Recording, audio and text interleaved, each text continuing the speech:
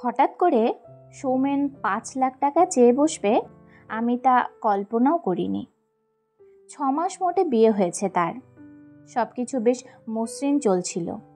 তার মধ্যে হঠাৎ করে এতগুলো টাকা চেয়ে বসলো সৌমেন। ওনাকে ব্যবসা করতে চায়, চাকরি থেকে যথেষ্ট ভালো আয় করে, আবার ব্যবসা কেন? তাছাড়া টাকার অঙ্কটা, এই টাকাটা বাবার কাছে চাইলে হয়তো তেমন কিছু বলবে না, কিন্তু একটু হলেও বিরক্ত হবে তো বটে। এই তো বিয়ের সময় এত কিছু দিল। তাছাড়া ব্যবসা করাটা সৌমেনের শখ, কতটা সময় দিতে পারবে ভগবানই জানে। একটা শখ পূরণের জন্য অকারণে এতগুলো টাকা, তাও বাবার কাছ থেকে চেয়ে অমিতা কেন যেন ঠিক মানতে পারছিল না। অমিতা নিজেও চাকরি করে, তার রোজগার মোটের ওপর মন্দ নয়। সারাদিন ভাবনা চিন্তা করলো সে, যাতে সৌমেনের না মন খারাপ হয় আর তাকেও না বাবার কাছে চাইতে হয়। অফিস থেকে সৌমেন ফিরতে সে বলল, আমার একটা এফডি আছে, মাইনে টাকায় করেছিলাম, 2 মাস বাদে ম্যাচিওর হবে, 4.5 মতো পাওয়া যাবে, বাকি 50,000 তুমি কোথা থেকে ম্যানেজ করে নিও। তোমার থেকে টাকা চাইনি, চেয়েছি তোমার বাবার থেকে। মেয়ে বিয়ে দেওয়ার সময় কত কথা, অথচ এখন জামাইয়ের প্রয়োজনে কয়েকটা মাত্র টাকা দিতে পারবে না। অথচ তোমার মুখে তো সব সময় শুনি ভদ্রলোক নাকি টাকার গতিতে বসে আছেন। তাতে কি হলো? হুট করে অমিতার মাথা গরম হয়ে গেল। তুমি নিশ্চয়ই বাবার টাকার থলি দেখে আমাকে বিয়ে করনি। তোমার মা আমাকে দেখতে গিয়ে মাকে কি বলেছিলেন মনে আছে? কি মিষ্টি গোলগাল মেয়ে আপনার দিদি, ছেলের আমার পছন্দ আছে বলতে হবে। একটা নয়, 3 বছর ধরে আমরা প্রেম করেছি। তখন তো তুমি বারবার বলতে তোমার কোনো দাবি নেই। সময়ের সঙ্গে সঙ্গে প্রায়োরিটি বদলায়। এখন তো আর কেবল প্রেম নেই, মাথা সংসারের দায়িত্ব চেপেছে।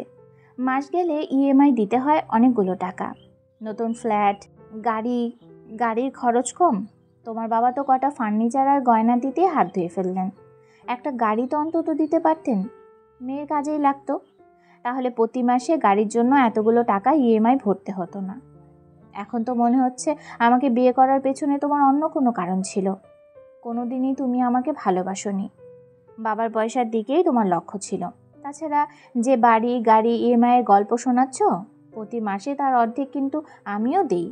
তাছাড়া সংসার খরচের পুরোটাই প্রায় আমার থেকেই যায়, কারণ অর্ধেক সময় উইকেন্ড পার্টি, ফ্রেন্ডস কলিগদের সঙ্গে শর্ট ট্রিপের চক্করে তোমার হাতে টাকা থাকে না। এখন বুঝতে পারছি তোমার আসল উদ্দেশ্য ছিল আমাকে এক্সপ্লয়েট করা। এতক্ষণে ঠিক বুঝেছিস তুই। সৌমেন এগিয়ে এসে অমিতার গাল দুটো সজোরে চেপে ধরে। তোর মধ্যে এমন কি আছে যাতে আমার মতো সুদর্শন ছেলে তোকে বিয়ে করবে? ওই তো সাদামাটা দেখতে, রংটাই যা ফর্সা। নিজের চেহারাখানা কখনো আয়নায় দেখেছিস? বিয়ের আগে তো মোটা ছিলিসই, 1 বছর ধরে গিলে গিলে হিপোপটেমাসের মতো দেখায় এখন। ভালো খাবার দেখলেই জিভ দিয়ে জল পড়ে তোর। ভুল করে কোনো পার্টিতে নিয়ে গেলে আমার পাশে তোকে দেখে লোকজন হাসে। ইয়া গো বদা গাবদা চেহারা, থলথলে ভুঁড়ি, মাসিমা লাগে তোকে। ছবি তোলা দায় হয়, কান খুলে শুনে রাখ, কালকেই টাকাটা চাই আমার। ধাক্কা দিয়ে অমিতাকে বিছানায় ফেলে ব্যালকনিতে চলে যায় সৌমেন। সিগারেটের গন্ধ ভেসে আসে বাতাসে। অমিতার শ্বাসকষ্ট শুরু হয়। কোনো রকমে ভারী শরীরটাকে বিছানা থেকে টেনে তুলে ব্যাগ নিয়ে ইনহেলার বের করে সে জোরে জোরে শ্বাস নিতে থাকে। পরের দিন অফিস ফেরতা ও বাড়ি যায় সে। বাবাকে বলে 5 লাখ টাকা দামের একটা সুন্দর নেকলেস পছন্দ হয়েছে তার, বুকিং করেছে সে। ডিজাইনার স্টোরে মালিক বলেছেন যদি বেশি দেরি হয় তাহলে হয়তো ওই এথেনিক ডিজাইনের নেকলেস হাতছাড়া হয়ে যেতে পারে। তপনবাবু সামান্য অবাক হন মেয়ের ব্যবহারে, কিন্তু 5 লাখ টাকা তেমন একটা বড় অঙ্ক নয় তার কাছে। মেয়ের খুশিটাই আসল, তাই হাসি মুখেই চেক লিখে দেন। 5 লাখ টাকা হাতে পেয়ে হাসি ফুটে ওঠে সৌমেনের চোখে। খুশি খুশি মুখে অমিতার দিকে তাকিয়ে বলে ওঠে, সেদিন ওইভাবে বলা উচিত হয়নি। আসলে ব্যবসার কাজটা এগোতে না পারা আমার হতাশাগ্রস্ত করে তুলছিল। কতদিনের ইচ্ছে একটা স্টার্ট আপ খুলবো, খামোখা তুমি বাগড়া দিচ্ছিলে। আজ আমরা বাইরে খাবো, তোমার পছন্দের বিরিয়ানি। সৌমেনের অলক্ষ্যে অমিতা একবার আয়নার দিকে তাকায়। ভারী থলথলে চেহারা কি তাকে বিদ্রুপ করে? আগুনের আঁচ পড়তে পারে না সৌমেন।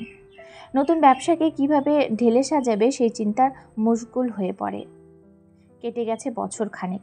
অমিতা এখন যথেষ্ট আত্মবিশ্বাসী। চেহারায় মেদ এখনও তার আছে, তবে নিয়মিত যোগা ট্রেনিং তাকে অনেকটা টানটান করেছে, ফিরিয়েছে আত্মবিশ্বাস।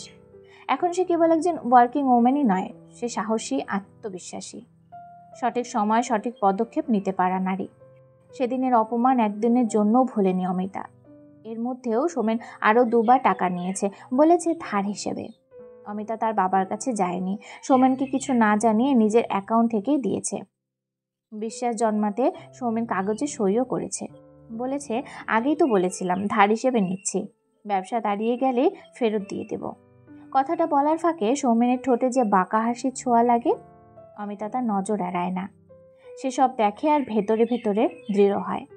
এর মধ্যে বেশ কয়েকবার গায়ে হাতও তুলেছে সৌমেন। চুপচাপ সহ্য করেছে অমিতা।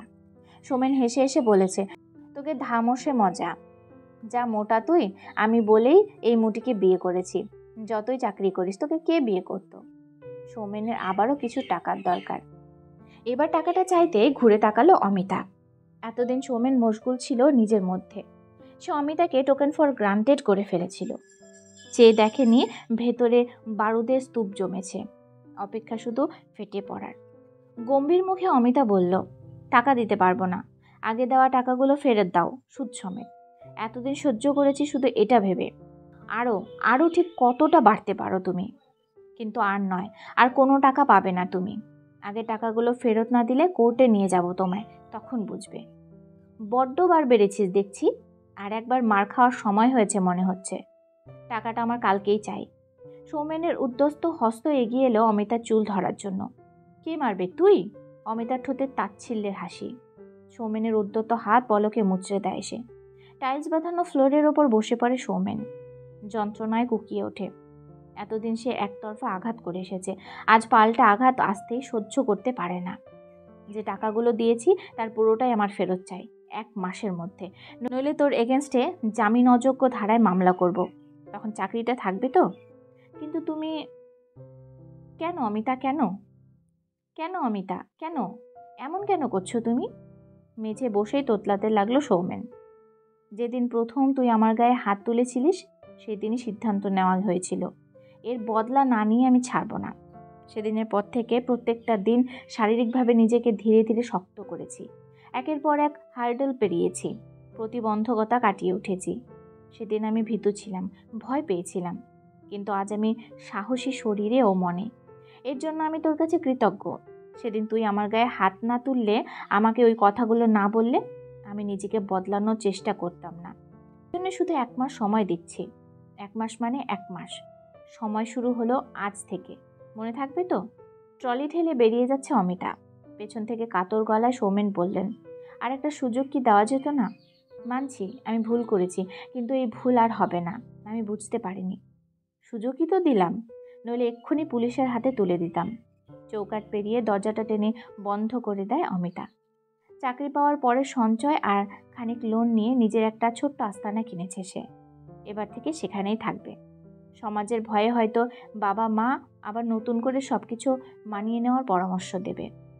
হয়তো সৌমেনের নাকি কান্না পুরনো অতীতের কথা তাদের ভুলিয়ে দেবে। কিন্তু যে আশ্রয় সে ত্যাগ করে এসেছে, স্বেচ্ছায় বা অনিচ্ছায়, সেখানে আর কখনো ফিরবে না সে। সৌমেনের দেওয়া আঘাত তাকে সার কথা বুঝিয়েছে। নিজের আশ্রয় আর নিজের রোজগার থাকলে সাহস আপনিই আসে। শুধু নিজেকে খানিক ঘষে মেজে লড়াইয়ের জন্য তৈরি করতে হয়। বছরখানেক লড়াই শেষে অমিতা আজ সব দিক থেকে স্বাবলম্বী, আত্মবিশ্বাসী। সামনের লড়াই কঠিন হলেও নতুন আত্মবিশ্বাসী অমিতাকে হারতে দেবে না কিছুতেই।